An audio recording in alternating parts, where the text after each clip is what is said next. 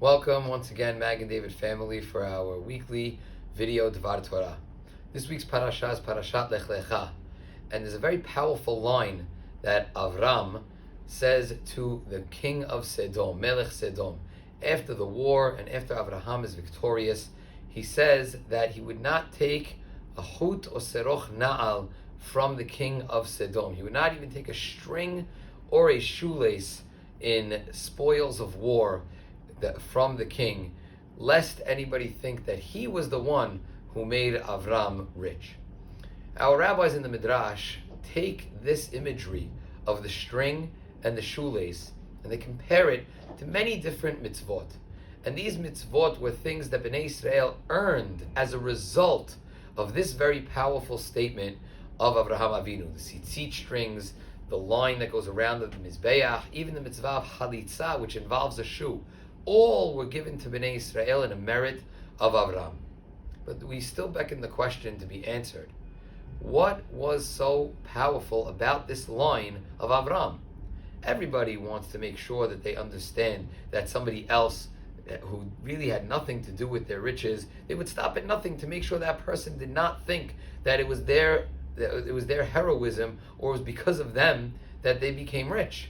So why did Avram's statement resonate with our Chachamim in such a powerful way? The Meshech Chochmah says something phenomenal. He says that Avram was really talking to himself. It wasn't for the generations to know that it had nothing to do with Melech Sedom. That was pashut, that was simple. What Avram was doing was he was talking almost to himself.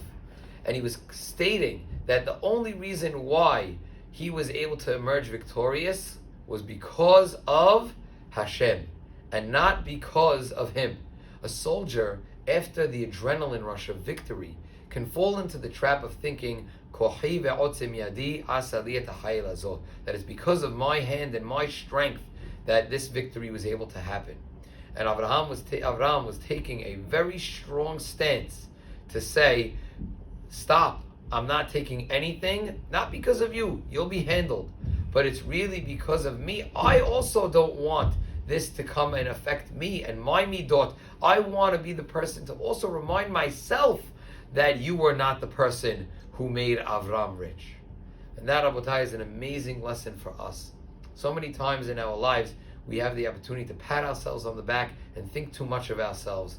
And we need to take a lesson from Avram to understand that everything is in fact from Hashem. Now for this week's Torah trivia question. There is a body of water that is a part of Eretz Yisrael that is mentioned in this week's parasha. What is that body of water and in what context is it mentioned? Looking forward to having you drop your answers in the Torah trivia box outside of my office. You can win a $20 Amazon gift card.